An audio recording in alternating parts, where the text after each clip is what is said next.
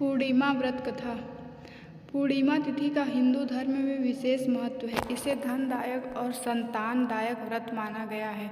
जो लोग पूरे विधि विधान से पूर्णिमा का व्रत करते हैं और पूर्णिमा के दिन चंद्रमा का अर्घ्य देते हैं, उन पर भगवान विष्णु और माता लक्ष्मी की विशेष कृपा होती है। आइए जानते हैं पूर्णिमा व्रत की कथा। द्वापर युग में एक समय की बात है। यशोदा जी ने कृष्ण से कहा, हे कृष्ण, तुम सारे संसार के उत्पन्न करता, पोषण तथा उसके संहार करता हो। आज कोई ऐसा व्रत मुझसे कहो जिसके करने से मृत्यु लोक में स्त्रियां को विधवा होने का भय न रहे तथा यह व्रत सभी मनुष्यों की मनोकामना पूर्ण करने वाला हो। श्री कृष्ण कहने लगे, हे माता, तुमने अति सुंदर प्रश्न किया है। मैं तुमसे ऐसे ही व्रत को सविस्तार कहता हूँ। सौभाग्य की प्राप्ति के लिए स्त्रियों को द्वात्रिंशत् अर्थात 32 पूर्णिमाओं का व्रत करना चाहिए। इस व्रत को करने से स्त्रियों को सौभाग्य संपत्ति मिलती है। यह व्रत अचल सौभाग्य को देने वाला और भगवान शंकर के प्रति मनुष्य मात्र की भक्ति को बढ़ाने वाला है। यशोदा जी कहने लगी, हे कृष्ण, सर्वप्रथम इस व्रत को मृत्यु लोक में किसने किया था? इसके विस्तार पूर्वक मुझसे कहो। श्री कृष्ण जी कहने लगे कि इस भूमंडल पर एक अत्यंत प्रसिद्ध राजा चंद्रहास से पालित अनेक प्रकार के रत्नों से परिपूर्ण कातिका नाम की एक नगरी थी। वहाँ धनेश्वर नाम का एक ब्राह्मण था और इसकी स्त्री अति सुशील रूपवती थी। दोनों ही उस नगरी में बड़े प्रेम से साथ रहते थे। घर में धन धान्य आदि की कोई कमी नहीं थी। उनको एक बड़ा दुख था, उनके कोई संतान नहीं थी, जिस वजह से वह बहुत दुखी रहते थे। एक दिन एक बड़ा तपस्वी योगी उस नगरी में आया। वह योगी बाकी घरों से भिक्षा मांगकर भोजन किया करता था, लेकिन उस ब्राह्मण के घर से भिक्षा नहीं मांगा करता था। एक दिन योगी गंगा किनारे भिक्षा मांगकर प्रेम पूर्वक खा रहा था कि धनेश्वर ने योगी को यह सब करते देख लिया। सब कार्य किसी प्रकार से देख लिया। अपनी भिक्षा अनादर से दुखी होकर धनेश्वर योगी से बोले, और सभी घरों में भिक्षा लेते हैं, परंतु मेरे घर की भिक्षा कभी नहीं लेते, इसका कारण क्या है? योगी कहने लगा कि आपके धर्म हमें इस बात की आज्ञा नहीं देता है, क्योंकि अभी आप गृहस्थ जीवन में एक सुख से वंचित है। आपके घर संतान होने पर मैं आपके घर से भी भिक्षा स्वीकार कर लूँगा। उन्होंने कहा कि जिसे संतान नहीं है उसके घर में भिक्षा लेने से मेरे भी पतित हो जाने का भय है। धनेश्वर यह सब बात सुनकर बहुत दुखी हुआ और हाथ जोड़कर योगी के पैरों पर गिर पड़ा तथा दुखी मन से कहने लगा कि आप मुझे संतान प्राप्ति के उपाय बताएं। आप सर्वज्ञ हैं, मुझ पर अवश्य ही यह कृपा कीजिए। धन की मेरे घर में कोई कमी नहीं है, लेकिन मैं संतान न होने के कारण अत्यंत दुखी हूँ। आप मेरे इस दुख का हरण कीजिए। यह सुनकर योगी कहने लगे, तुम चंडी की आराधना करो। घर पहुंचकर उन्होंने यह सारी बात अपनी पत्नी को बताई और खुद वन में चला गया। वन में पहुंचकर उसने चंडी की आराधना की और उपवास किया। चंडी ने 16 दिन उसको सपने में दर्शन दिए और कहा कि हे धनेश्वर, जा, तेरे पुत्र होगा, लेकिन उसकी आयु सिर्फ 16 वर्ष होगी। 16 वर्ष की आयु में ही उसकी मृत्यु हो जाएगी। अगर तुम दोनों स्त्री और पुरुष 32 पूर्णिमाओं को व्रत करोगे तो यह दीर्घायु हो जाएगा। जितनी तुम्हारा सामर्थ्य हो उतने आचे के दिए जलाकर शिव जी का पूजन करना, लेकिन पूर्णमासी 32 ही होनी चाहिए। सुबह होते ही तुम्हें इस स्थान के पास एक आम का पेड़ दिखाई देगा। उस पर चढ़कर एक फल तोड़कर अपने घर चले जाना। अपनी स्त्री को इस बारे में बताना। सुबह स्नान होने के बाद वह स्वच्छ होकर शंकर जी का ध्यान करके उस फल को खा ले। तब शंकर भगवान की कृपा से उसको गर्भ हो जाएगा। जब ब्राह्मण सुबह उठा तो उसे उस स्थान पर आम का पेड़ दिखाई दिया और वह उससे फल तोड़ने के लिए चढ़ा, लेकिन वह पेड़ पर चढ़ नहीं पा रहा था। यह देखकर उसे बड़ी चिंता हुई। उसने भगवान गणेश की उपासना की और कहा, हे दयानिधे, अपने भक्तों के विघ्नों का नाश करके उनके मंगल कार्य को करने वाले, दुष्ट का नाश करने वाले, रिद्धि सिद्धि देने वाले, आप मुझे इतना बल दे कि मैं अपनी मनोकामना पूरी कर सकूं। इसके बाद वह पेड़ से फल तोड़कर अपनी पत्नी के पास पहुंचा। उसकी पत्नी ने अपने पति के कहे अनुसार इस फल को खा लिया और वह गर्भवती हो गई। देवी की कृपा से उसे बहुत सुंदर पुत्र पैदा हुआ। उसका नाम उन्होंने देवीदास रखा। माता पिता के हर्ष और शोक के साथ वह बाल बढ़ने लगा। भगवान की कृपा से बालक बहुत ही सुंदर था, सुशील और पढ़ाई लिखाई में भी बहुत ही निपुण था। दुर्गा जी के कथानुसार उसकी माता से 32 पूर्णमासी का व्रत रखा। जैसे ही 16वां वर्ष लगा, दोनों पति पत्नी बहुत दुखी हुए, कहीं उनके पुत्र की मृत्यु न हो जाए। उन्होंने सोचा कि अगर उनके सामने यह सब हुआ तो वह कैसे देख पाएंगे। तभी उन्होंने देवीदास के मामा को बुलाया और 1 वर्ष के लिए देवीदास को काशी में पढ़ने के लिए भेज दिया। 1 वर्ष के बाद उसे वापस लेकर आ जाना। देवीदास अपने मामा के साथ एक घोड़े पर सवार होकर चल दिया।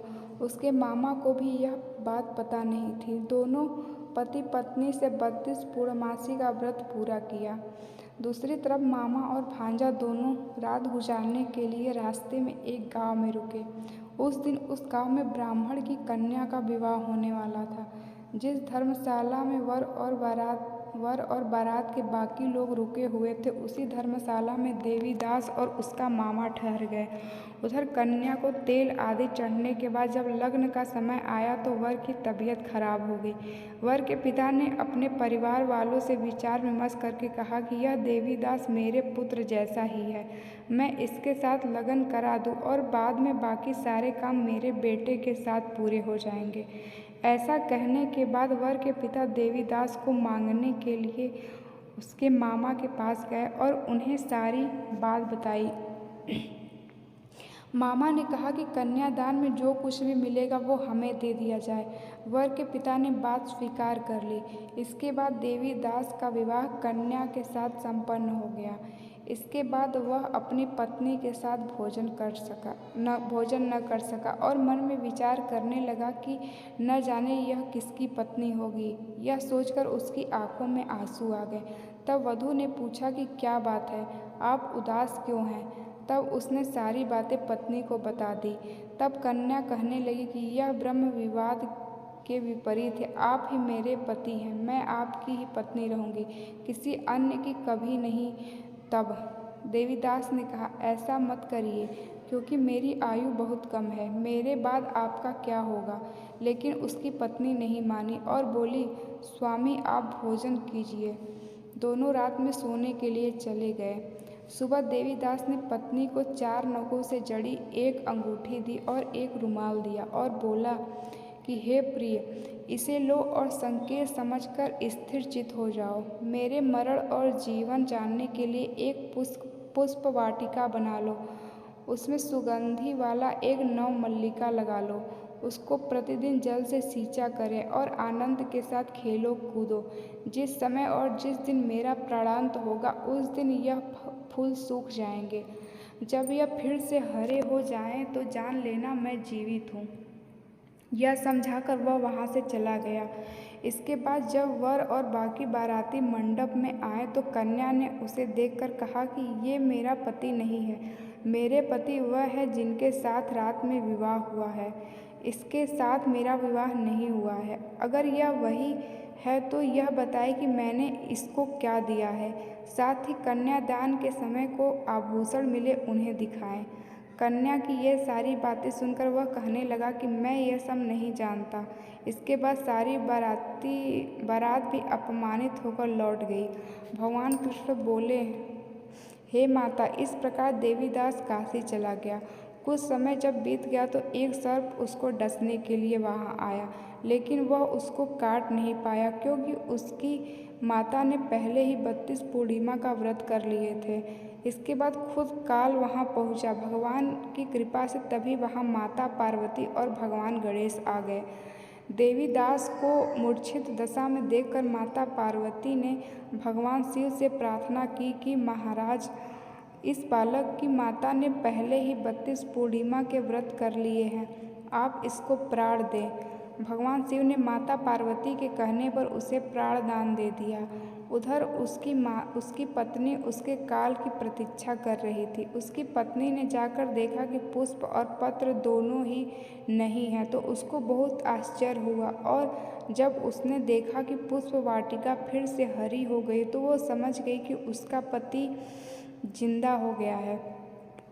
इसके बाद वह बहुत ही प्रसन्न होकर अपने पिता से कहने लगी कि मेरे पति जीवित हैं, उनको ढूंढिए। जब 16वां वर्ष व्यतीत हो गया तो देवीदास भी अपने मामा के साथ काशी चल दिया। इधर उसकी पत्नी के परिवार वाले उन्हें ढूंढने के लिए जा ही रहे थे कि उन्होंने देखा कि देवीदास और उसका मामा उधर ही आ रहे थे। उसको देखकर उसके ससुर बहुत प्रसन्न हुए और उसे अपने घर ले आए। वहाँ सारा नगर इकट्ठा हो गया और कन्या ने भी उसे पहचान लिया। देवीदास ने इसके बाद अपनी पत्नी और मामा को लेकर वहाँ से चल दिया।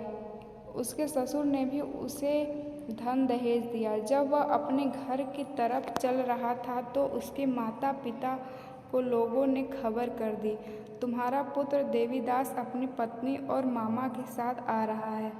ऐसा समाचार सुनकर पहले तो उन्हें विश्वास नहीं हुआ, लेकिन जब देवीदास आया और उसने अपने माता पिता के पैर छुए तो देवीदास के माता पिता ने उनका माथा चूमा और दोनों को अपने सीने से लगा लिया।